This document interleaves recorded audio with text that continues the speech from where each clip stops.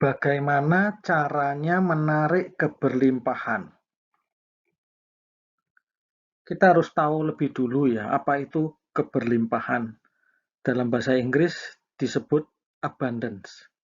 Secara umum, abundance atau berkelimpahan ini dipahami kaya raya atau kondisi ketika ingin apa saja terpenuhi atau kekayaannya sangat banyak, bisa diwarisi sampai 7 turunan dan tidak habis. Pengertian umum biasanya orang memahaminya keberlimpahan seperti itu. Tetapi keberlimpahan dalam arti yang sebenarnya itu lebih dari itu. Kalau ngomong keberlimpahan, kita harus tahu tentang alam semesta. Sebetulnya alam semesta ini mengajarkan tentang keberlimpahan. Ingat ya, istilah keberlimpahan ini lawan ya. Lawan katanya adalah kelangkaan. Kita bisa memahami pengertian keberlimpahan versus kelangkaan, supaya kita akan lebih tahu tentang cara kerja alam. Ya. Ada satu lagi sifat terkait dengan keberlimpahan adalah keanekaragaman. Penjelasannya seperti ini. Kalau kita dulu zaman sekolah ya, mungkin SD atau SMP, belajar biologi, itu kan ada tentang ekosistem. Jadi kalau kita lihat ekosistem itu kan berevolusi menjadi keanekaragaman spesies. Artinya spesiesnya lebih dari satu, jadi banyak. Dan masing-masing spesies itu bisa jadi punya sumber daya atau makan, ya. Cara makan, bahan yang dimakan itu juga macam-macam, beraneka ragam, bahkan bisa saling berbagi. Ya. Contohnya sih, misalkan manusia butuh oksigen ya untuk agar bisa hidup gitu ya. Tapi tumbuhan itu menyerap CO2 ya. Jadi hasil karbon dioksida pengeluaran dari nafas manusia ya. Nah, ini aneka ragam tapi ada hubungan yang kooperatif. Bisa dikatakan alam semesta itu ada perubahan pergeseran dari hubungan yang kompetitif bersaing menjadi yang kooperatif, menciptakan kondisi dengan sistem yang keberlimpahan. Jadi setuju ya, alam semesta itu keberlimpahan karena alam semesta sudah memberikan contoh seperti itu. Nah, yang menjadi pertanyaan, apakah salah menjadi kaya raya? Apa kaitannya kaya raya dengan konsep keberlimpahan itu?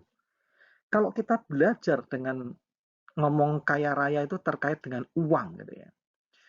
Uang atau mata uang, bahasa Inggrisnya adalah currency. Artinya apa? Currency secara hurufiah itu adalah sesuatu yang mengalir. Jadi keadaan mengalir dari orang ke orang yang dipahami sekarang sebagai alat tukar yang dinamakan sebagai uang. Kekayaan itu berlimpah, ya, mengalir. Sama, uang juga seperti itu. Ya.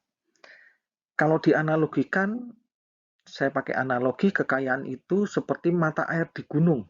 Ya. Mata air di gunung, mungkin dekat mata air itu ada ceruk ya, suatu tempat airnya mengalir nggak habis-habis, curugnya penuh meluap, lalu kemana? Mengalir ke tempat yang lebih rendah, lalu mengaliri ke sungai, ke ladang, ke sawah, ya, mungkin untuk irigasi segala macam. Intinya adalah sumber air di gunung itu memberikan kehidupan dengan meluap, dengan mengalir.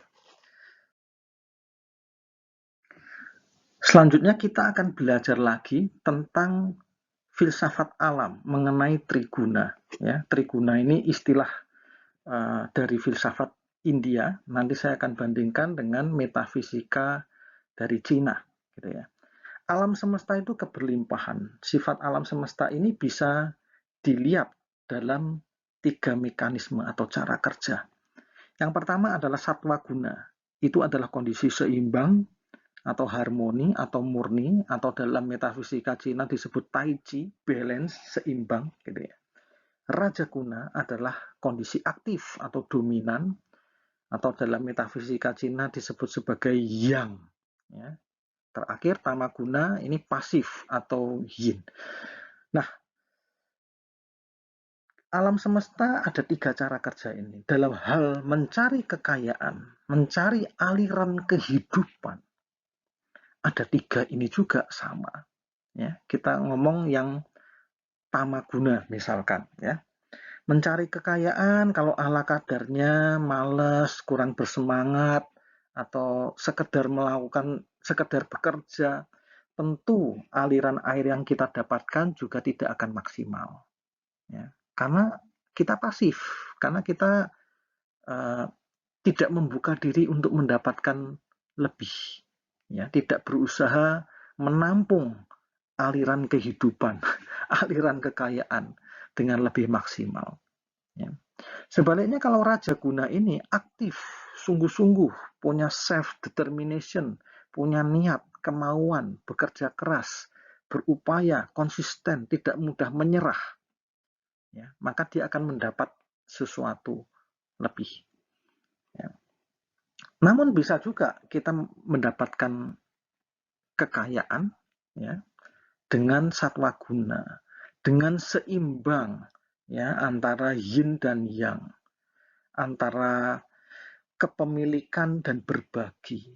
Nah, ini mulai masuk ke seperti tadi di awal, yaitu keberlimpahan. Satwa guna itu adalah keberlimpahan dan sifat dermawan. Bisa dikatakan satwa guna ini titik seimbang itu adalah manifestasi atau fungsi dari alam semesta itu kan pasti ada keseimbangannya. Menariknya dalam Ayurveda ini mengenal tipe personal ya kepribadian orang terkait dengan mencari kekayaan itu ada yang namanya Kubera Satwa. Ya, satwa ini diambil dari satwa guna. Kubera ini kalau dalam mitologi India seperti di sebelah kanan bawah itu ya, Dewa Kubera, dewa kekayaan adalah simbol wealth ya, kemakmuran, simbol terkait dengan kehidupan yang lebih baik, masa depan yang lebih baik. Kubera ini terkait dengan energi bumi. Ya, jadi kalau kubera itu terkait dengan kekayaan alam, termasuk emas, mineral, maksudnya yang ada di bumi ini. Itu adalah kekayaan. Kubera Satwa ini adalah pribadi orang kaya yang memiliki sifat kedermawanan. Umumnya orang yang sosial ekstrovert, ya. Seorang kalau istilah keren ya, umum itu kan filantropis yang dikelilingi banyak pengikut dan teman-teman. Jadi punya masa ya, karena menjadi idola ya, orang baik yang suka berbagi ya, menikmati kekayaan juga, memberi juga dan tidak pernah kekurangan apapun dalam hidupnya. Itulah Kubera Satwa. Seseorang mungkin ingin sukses, ingin mencari uang lebih banyak, berupaya mengatasi kemiskinannya.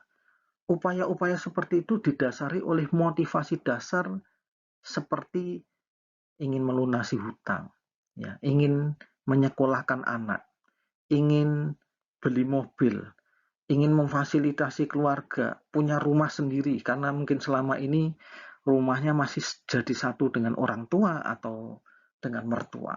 Apapun motivasi awal, tetapi ketika orang berproses belajar tentang kesuksesan, pada akhirnya dia akan belajar tentang keberlimpahan. Kesuksesan itu pada akhirnya mengikuti ya, cara kerja alam, meneladani alam semesta. Yang menjadi pertanyaan berikutnya, bagaimana cara menarik keberlimpahan ini?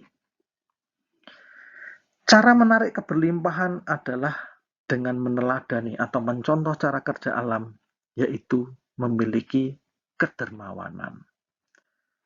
Kedermawanan itulah sifat atau sikap ekspresi keberlimpahan. Yang menarik di sini adalah kalau kita belajar dari Dr. Joe Dispenza pernah menjelaskan bahwa kalau kita ingin menarik hal-hal positif dalam hidup, Ya, ada hukum yang namanya tarik-menarik, the law of attraction. Hal positif akan menarik positif, hal negatif akan menarik hal-hal negatif. Bagaimana menarik hal-hal positif? Atau hal positif apa yang perlu kita perbuat, perlu kita miliki di awal agar bisa menarik hal-hal positif yang lainnya? Dr. Joe Dispenza menjelaskan rumusannya simple ya, punya clear intention atau niat kehendak yang jelas. Yang kedua harus diiringi dengan elevated emotion atau emosi yang meningkat. Maksudnya emosi yang memiliki vibrasi energi yang tinggi. Apa emosi itu? Ya, emosi yang vibrasi rendah adalah seperti marah, berkompetisi, merasa salah, gengsi, takut, ragu, ya, menghakimi orang lain. Frekuensi yang lebih tinggi adalah love, more love, lebih cinta kasih, lebih punya kebaikan, lebih bersyukur. Hal-hal seperti itu yang akan menarik hal-hal positif.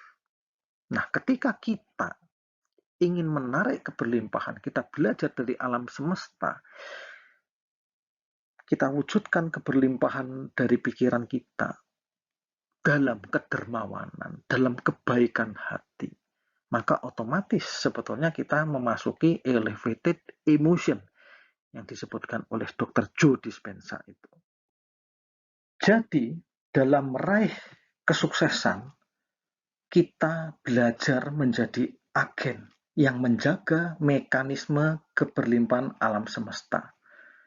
Cara menarik keberlimpahan harus diawali dengan pikiran kita lebih dahulu keberlimpahan, yaitu dengan kedermawanan, ekspresi kebaikan hati. Kita menyiapkan diri kita seperti mata air yang tiada habis, membiarkan air itu meluap melebihi ceruk yang kita butuhkan dan kita bagikan ke sebanyak mungkin orang-orang yang membutuhkan air kemakmuran, air kehidupan. Karena dari situlah keberlimpahan benar-benar berarti bagi orang yang lebih banyak.